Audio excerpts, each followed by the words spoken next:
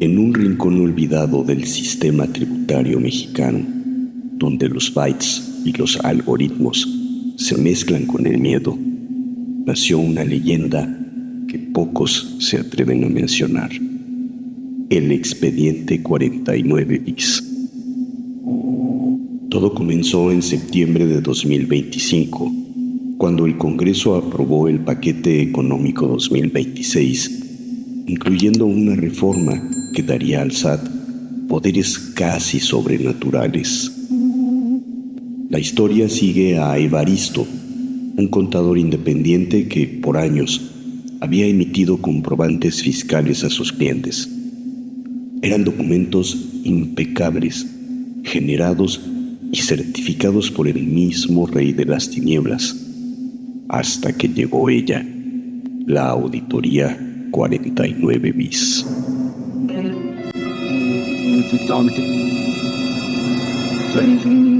Una noche, Evaristo recibió una notificación electrónica.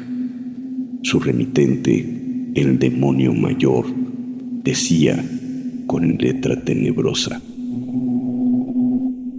ha sido seleccionado para una revisión profunda conforme al artículo 49 bis del Código Fiscal de la Federación. Que el juego comience. El artículo, recién incorporado, permitía al SAT realizar auditorías sin previo aviso, con acceso total a sistemas, correos, hasta entrar en lo más profundo de los sueños de los contribuyentes. Desde ese momento, cosas extrañas comenzaron a suceder. Su computadora encendía sola a las 3:33 de la mañana. Archivos con nombres como Factura 666 aparecían en su escritorio. Su impresora cobraba vida. Imprimía comprobantes que él nunca había generado, todos con el RFC de empresas inexistentes.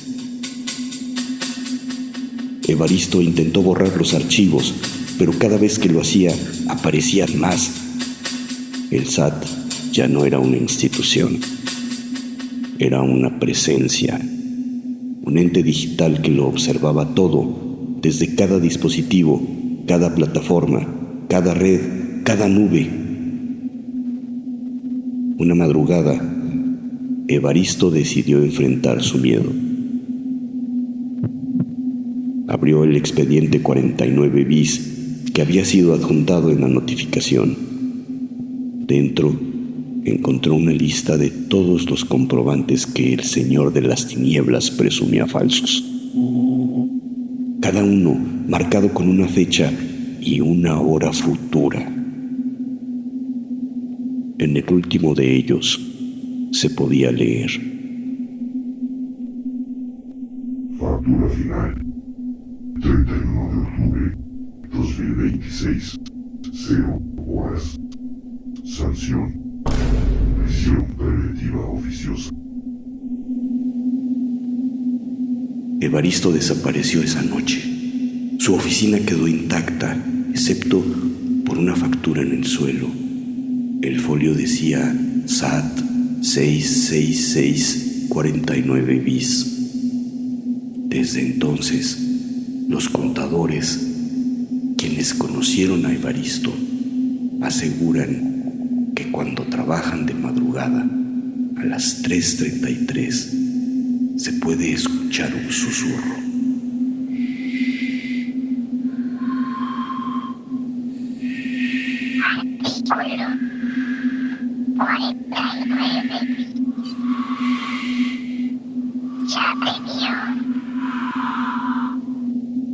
Que el juego comience.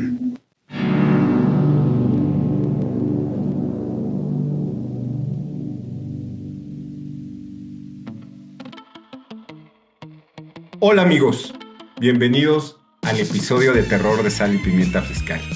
El día de hoy vamos a hablar de algo que espanta más que el chupacabras, la niña del aro o la propia Llorona.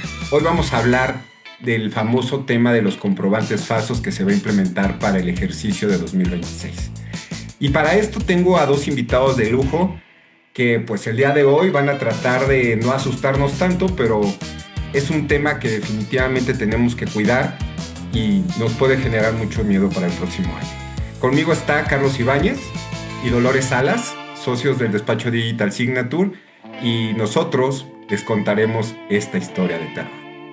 Bueno, sin más preámbulo, precisamente vamos a hablar del concepto de facturas falsas. Vamos a estar hablando de un procedimiento abreviado que la autoridad está implementando en procesos de autorización precisamente para poder estar determinando quiénes son los emisores de estas facturas falsas, pero también vamos a hablar de las posibles sanciones que se pueden estar generando.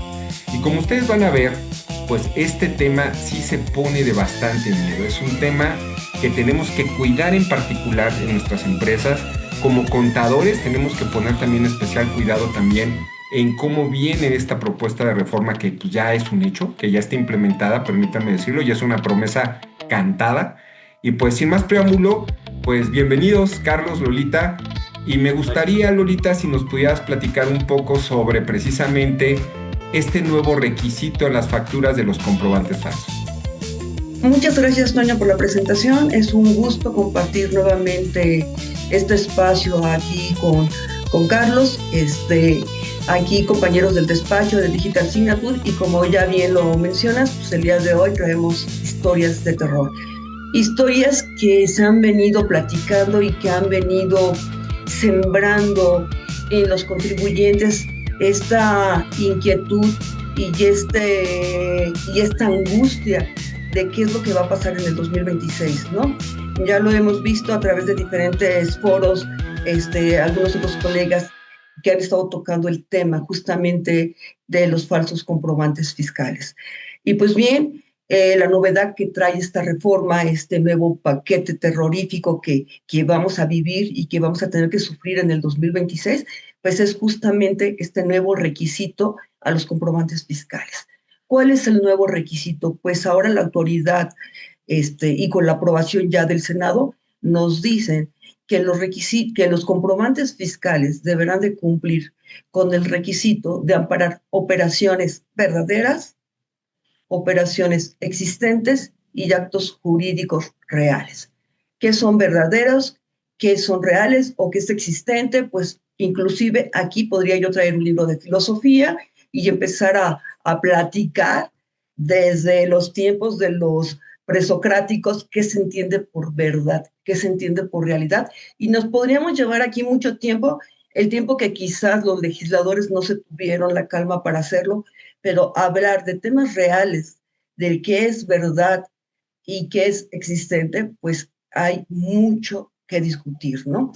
Lo peor de todo es que la autoridad no nos da un señalamiento de qué se entiende o qué va a entender o cuáles son los criterios que va a seguir para saber nosotros como contribuyentes a qué atenernos. No nos dice qué va a entender por reales, por existentes o por verdaderos. Y lo único que nos da en la iniciativa, en la exposición de motivos, son algunos conceptos traídos del diccionario a manera de datos o de definiciones muy surrealistas, muy abstractas, que no nos dan pauta de qué es lo que nos va a esperar en el 2026. Ahora, ¿cuál es la consecuencia de no cumplir con este requisito? Que en primera, no sabemos cómo lo tenemos que cumplir al momento de emitir una factura, porque la autoridad hasta este momento no tenemos un pronunciamiento. Quizás pudiera haber algo en reglas de resolución miscelánea que nos diga cómo podemos atender este requisito que vienen ahora en las facturas. Quizás hay algunos movimientos en el estándar tecnológico en el anexo 20, pero no lo podemos asegurar todavía. Y no tenemos ahora sí que verdaderamente no sabemos cómo vamos a atender este requisito. Pero lo cierto es que de no cumplir con el requisito,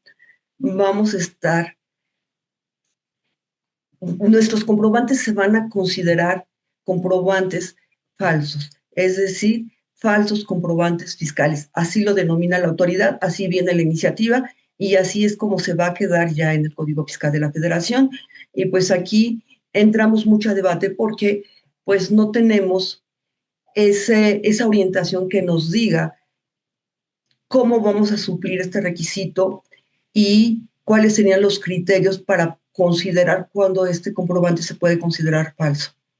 Y ahí tenemos un tema de que la autoridad vuelve a repetir una receta exitosa que tuvo, por ejemplo, con el tema de la materialidad. Hoy por hoy la materialidad es un tema etéreo, ambiguo, en donde todos los contribuyentes, a través de nuestro mejor esfuerzo, estamos tratando de acreditar que nuestras operaciones, precisamente asociadas a nuestra gestión del diario, pues efectivamente existieron. Entonces, el primer punto es no confundirlo con un proceso de que ustedes conocían del 69B de empresas facturadoras de operaciones simuladas. Este es un proceso totalmente diferente que además es más abreviado, como lo van a ver, y que tiene sanciones y algunas características que limitan inclusive, a mi parecer, el derecho de audiencia de algunos contribuyentes. Pero efectivamente repite la receta, no nos da elementos claros y objetivos que generen certeza jurídica a los contribuyentes sobre qué va a estar haciendo la autoridad.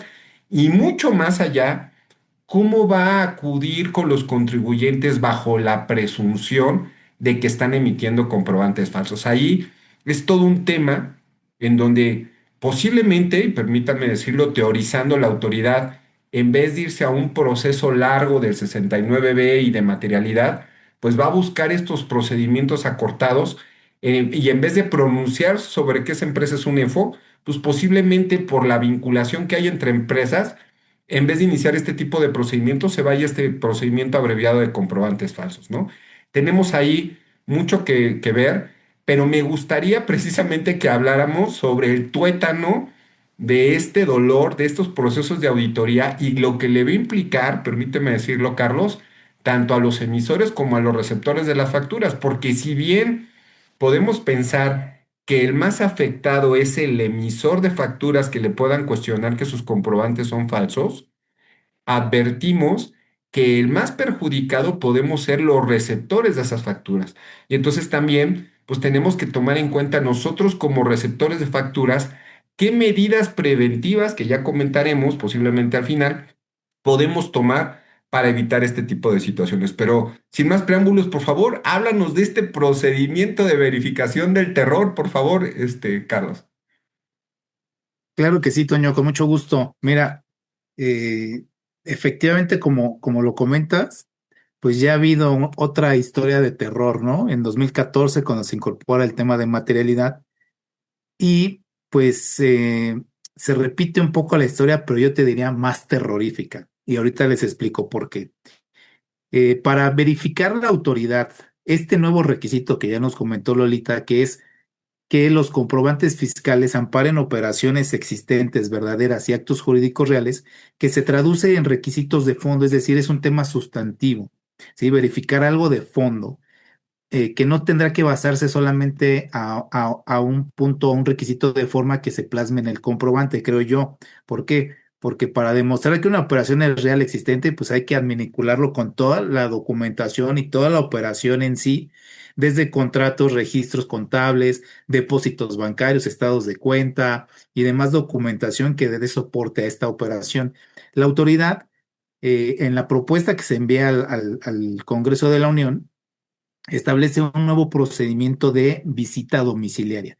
Es una visita domiciliaria que se incorpora y se establece en el artículo 42, fracción quinta, inciso G, y un procedimiento especial en un artículo nuevo, que es el artículo 49 bis del Código Fiscal de la Federación, en el cual se establece la facultad de la autoridad de iniciar visitas domiciliarias para verificar este requisito. Y es un procedimiento muy abreviado, muy corto. El artículo 49 bis establece que este procedimiento no deberá de exceder de 24 días, por ejemplo. Y va a iniciar y va a arrancar con una orden de verificación, de visita domiciliaria, perdón, pero el punto crítico y que yo creo que es bien terrorífico es que dice que la autoridad, cuando presuma que tú como emisor de un comprobante fiscal es falso, va a poder iniciar esta visita. Sin embargo, la ley no establece ningún supuesto de presunción de de que nos lleve a determinar, o que le lleve a determinar a la autoridad que ese comprobante sea falso. Por ejemplo, en el 69 bis que tú haces referencia, se establecen algunos supuestos de procedencia para presumir que sean inexistentes las operaciones. Por ejemplo, que no tenga trabajadores el contribuyente, que no tenga activos, que esté no localizado, que no tenga los elementos directos e indirectos para prestar el servicio o proporcionar el bien, por ejemplo, ¿no? Acá no hay nada, simplemente dice que la autoridad presuma que es falso, va a emitir la orden y en ese momento que notifique la orden con quien sea, se van a suspender temporalmente el sello, van a suspender temporalmente el sello digital de ese contribuyente En automático, nada más en por la simple automático. sospecha que tienen, inicia esta verificación con la suspensión de tu certificado. Permíteme decirlo, ñaca ñaca que nos hace la autoridad y con el inicio de este proceso. Ah, Sí, totalmente. ¿Por qué? Porque además, en un procedimiento de visita domiciliaria ordinario, si en el momento en que se presenten los visitadores no está el representante legal o el contribuyente, van a dejar un citatorio. Aquí no. Aquí es directo la orden con quien se encuentre. Si está el contribuyente bien, si no, también. Entregan orden, suspenden temporalmente. Van a otorgar un plazo de 5 días exclusivamente al contribuyente para que pueda aportar los elementos y las pruebas que desvirtúen esa presunción, ¿sí? ¿Cuáles y cómo? No lo sabemos. En materialidad, por ejemplo, ha sido hasta tema de criterio jurisprudencial qué elementos sí podrían demostrar o cuáles se podrían adminicular para demostrar a la autoridad que la operación sí tiene materialidad. Dijeron los tribunales también, oye, no basta el comprobante fiscal, ese no es simple para acreditar materialidad. Aquí parece que es lo contrario. El simple comprobante en sí, per se, ya es el elemento para decir que tu operación es falsa. Y este procedimiento establecido en el 49 bis, si bien otorga la posibilidad al contribuyente de aportar las pruebas para desvirtuar esta presunción, pone ciertos candados y ciertos requisitos adicionales. Por ejemplo, que estas pruebas estén vinculadas directa y exclusivamente con los hechos señalados en la orden, que no sean pruebas dilatorias. Y aquí también decimos, oye, ¿qué prueba podría ser dilatoria? En materia de 69B se establece en el código que el lo contribuyente que puede sea. aportar todas las pruebas que estén previstas en ley. Eh, una pericial, por ejemplo. Acá pues te dice que sea dilatorio. ¿Y qué es dilatorio? Probablemente la autoridad diga que el ofrecimiento de una prueba pericial no es procedente porque es dilatoria. Y creo que eso pues también deja en serio estado de indefensión a los contribuyentes. Eh, ¿qué otra cualidad? Y como tú lo comentaste, el más afectado parecería que es también el receptor de esos comprobantes. Si agotados los 5 días no se aportaron las pruebas que logren desvirtuar esta presunción, la autoridad tendrá 15 días para emitir la resolución. En dos sentidos, básicamente. Uno, desvirtúas presunción, estás limpio, palomita. Ya te No fuiste al cielo como desvirtúas, angelito. sí, ya, no desvirtúas, te vas al inframundo, no tú, también con los que hiciste negocio. Entonces, al emisor del comprobante lo van a publicar dentro de los 45 días aquel en que se notifique la resolución en el portal del SAT y en el diario oficial como un emisor de comprobantes falsos. Y los receptores de estos comprobantes ya los contagió, ya los contaminó, ya los volvió también zombies y entonces tienen 30 días para poder corregir y quitar el efecto fiscal a esos comprobantes. Ahí propiamente es corrígete. De lo contrario, se te va a suspender temporalmente el certificado de sello digital, hablando a los receptores. Y ahí comentamos un punto en este tema de la corrección, que es también parte de donde yo digo, tengo miedo, es que a diferencia que en el tema de la materialidad con los procesos de EFOS, donde cuando publican a un EFO, tú como receptor de las facturas, todavía tienes la posibilidad de aportar pruebas para acreditar la materialidad. En este caso concreto, escuchas, la corrección que comenta Carlos solo puede ser el quitar el efecto fiscal en la declaración, es decir, presentar declaraciones complementarias. Ya no puedo presentar yo evidencias. Entonces, ya la consecuencia en este caso concreto, como comenta Carlos, pues me hace nugatorio mi derecho de garantía, de audiencia y de defensa para aportar pruebas. Y partimos de un hecho que tú comentas muy claro, Carlos. Supongamos que a una empresa, primero, ¿Conforme a qué criterio van a determinar que presumen que emite facturas? La auditan, determinan que un grupo, porque dice que van a revisar el 100% de su facturación, un grupo de facturas determinadas, una factura en concreto, a partir del análisis que hagan de determinadas facturas, le dan efectos generales al emisor de facturas falsas y por ese hecho todas las facturas que él emitió no pueden surtir efectos legales. Como bien lo comentas tú, en un procedimiento de FOS hay elementos objetivos generales que sí permiten pensar que una empresa es un cascarón y no está prestando los servicios o comercializando los productos. Pero en este caso la calificación es a partir de facturas. ¿Cuántas? ¿Una? ¿Dos? ¿100? ¿Todas? No hay criterio definido por parte de la autoridad. Esto está del terror, Carlos. Pero bueno, ¿qué más podemos hablar del procedimiento? Sí, ya rapidísimo, también en la propuesta se adiciona un nuevo artículo que es un artículo identificado como 29A bis. Ok. Este artículo también está terrorífico, déjame decirte por qué. Señala que la autoridad que esté ejerciendo cualquier facultad de comprobación prevista en el código, llámese visita domiciliaria, revisión de gabinete, revisión electrónica, en fin, cualquier facultad de comprobación también podrá llegar a determinar que los comprobantes son falsos, dice la disposición, sin agotar el procedimiento del que les hablamos, sin agotar el procedimiento del 49 bis, pero señala ahí una redacción bien rara, maquiavélica o maléfica, diría yo. Dice que la autoridad podrá determinar lo que corresponda. Y ahí la pregunta es, ¿y qué corresponde? ¿Corresponde determinar un crédito? ¿Corresponde publicarlo en el listado de los emisores de comprobantes falsos? ¿Suspender sellos? No lo señala. Y no entendemos propiamente la razón en sí de este artículo. En la justificación, en la exposición de motivos, son muy escuetos. De hecho, el procedimiento fast track y que ha pasado prácticamente sin mayor análisis y discusión en el Congreso, pues no dice y no aclara mucho ahí. Habrá que ver qué mal le está pensando la autoridad, ahora sí que en lo obscurito, para haber puesto este artículo 29 bis, ¿no? Y esos son dos preceptos que se incorporan en esta reforma para verificar que los comprobantes cumplan el requisito que nos señala de reales existentes y actos jurídicos verdaderos. Y lo que dices, va repitiendo la receta de las prácticas que le han funcionado. En temas de materialidad, ¿te acuerdas que antes pues el cuestionamiento era que para cuestionar la materialidad tendría que haber un procedimiento específico de materialidad? Pero aquí ahora, por criterios jurisprudenciales, se ha ampliado el concepto de que esto pues, se puede aplicar en temas en procesos de auditoría, procesos de devoluciones, se ha ampliado. Aquí parece que con este artículo, como bien lo comentas tú, dicen, oye, pues si yo ya entré a la casa, ya te toqué la puerta para verificarte alguna obligación fiscal, pues también me puedo pronunciar sobre el tema de facturas falsas, pero ¿para qué? ¿Determinar créditos?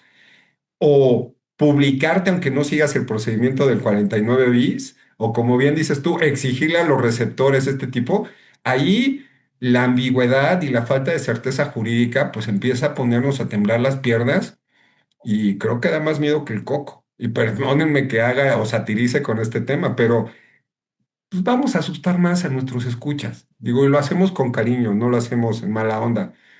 Hablemos de las sanciones que tienen asociadas a este proceso de facturas falsas, equipo. Claro que ¿Me sí, pueden ayudar con este punto? claro que sí, Toña, con mucho gusto. Ya lo comentaba un poco Carlos, el tema de los efectos jurídicos que se están previendo en la iniciativa, que prácticamente ya no es tan iniciativa, porque ya fue aprobada, como lo comentaba, por el Senado. Pero ¿cuáles son los efectos que tiene el que se reconozca o el que la autoridad emita esta resolución al término de esta visita domiciliaria fast track, como lo llamas, Carlos? Pues primero, que si la resolución es positiva, quiere decir que si la resolución está determinando que el emisor de los comprobantes ha emitido falsos comprobantes fiscales, pues en ese momento se le van a tomar sus datos y será publicado en un periodo de 45 días en el Diario Oficial de la Federación como emisor de falsos comprobantes. Y a su vez, también será publicado en la página del Servicio de Administración Tributaria. ¿Esto para qué? Pues hablamos de temas de publicidad. Cierto es que todo lo que publica el SAT, sobre todo datos de contribuyentes desde las listas negras que ya conocemos, lo hace con el fin de que sean conocidos por los terceros relacionados con él. Entonces, si yo soy una persona que en algún momento tuvo una relación o tengo en mis manos como emisora comprobantes de estos que la autoridad ya determinó que son falsos, pues ahora voy a contar con un plazo, aquí lo señalabas tú, Carlos, de 30 días hábiles para que yo regularice mi situación. Esto quiere decir que tendré que presentar declaraciones complementarias donde yo voy a hacer nugatorio los acreditamientos y las deducciones que correspondan a estos comprobantes. Obviamente, la base de mi impuesto se va a incrementar. Y es aquí donde empiezan las cuestiones terroríficas, porque si en realidad yo realicé un gasto, efectué una erogación, y si mi proveedor no tuvo la fortuna de reunir todos los requisitos, que todavía no sabemos cuáles, porque la autoridad no A dice juicio de cuáles, la autoridad. ¿sí? Entonces, eso me va a tener un impacto a mí en mi base gravable. Obviamente tendré que estar pagando más impuestos. Entonces, aquí ya hay una sanción fuerte de manera económica para el receptor de los comprobantes, pero no termina ahí, porque entonces, de manera inmediata, me van a situar en el 17H bis en una restricción temporal del certificado de sello digital. ¿Qué es lo que acarrea esta situación? La no continuidad del negocio, la no continuidad de la operación y la no percepción de ingresos.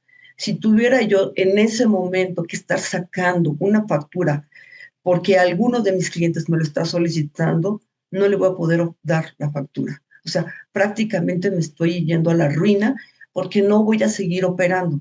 Aquí traemos otro tema. Ahora, voy a poder, ya estando en el 17H bis, lo único que voy a poder alegar, y ya lo comentabas tú, Toño, es que no me regularicé o que no he presentado las complementarias. Y hasta ahí podré llegar y mi estado de indefensión va a quedar pues prácticamente apantanada en las tinieblas del inframundo y yo sin poder hacer nada. Y ahí Es, está la parte.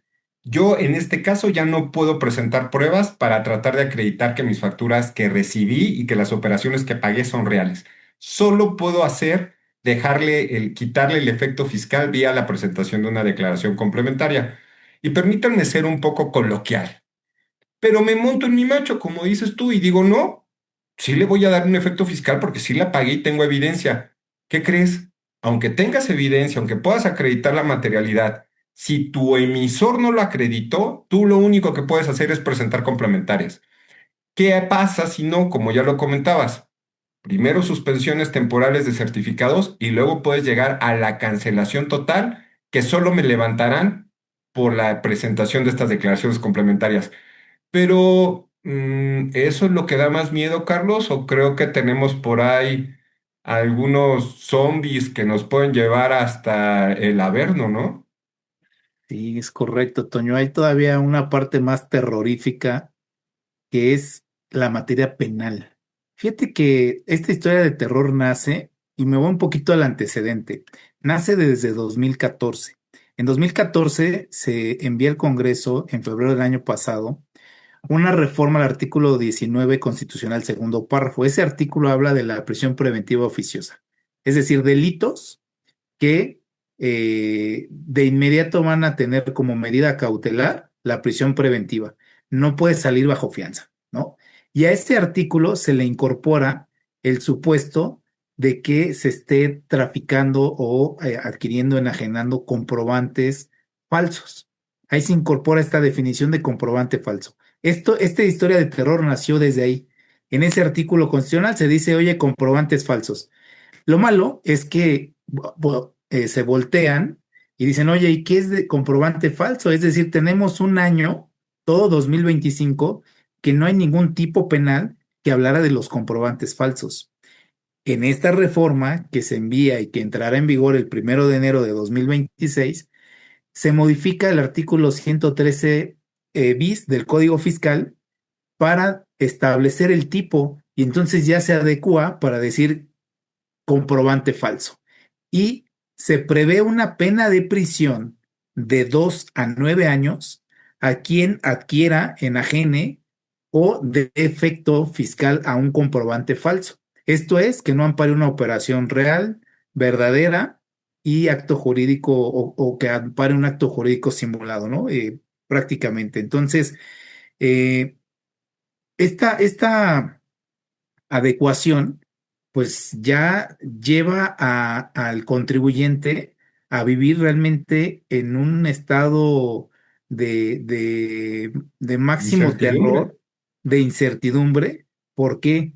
Porque lejos de que te suspendan tu sello, lejos de que te publiquen en un listado, como ya nos comentó Lolita, que tengas que corregirte, que pues también a la par, y la materia penal lleva una cuerda separada, pues podrás tener una sanción privativa de libertad que conforme a la reforma constitucional no admite fianza, es decir, vas a estar todo el tiempo que dure tu juicio en prisión, ¿sí? Por este tipo penal. Oigan, pero con todo lo que me están diciendo, pues ya me espanté. Esta historia está bastante complicada y más con este tema que tú bien comentas, Carlos, de una prisión preventiva oficiosa que, ojo, escuchas, no solo es aplicable para el emisor de las facturas, sino para el receptor de las facturas que no presentó una declaración complementaria, quitándole el efecto fiscal a estas facturas.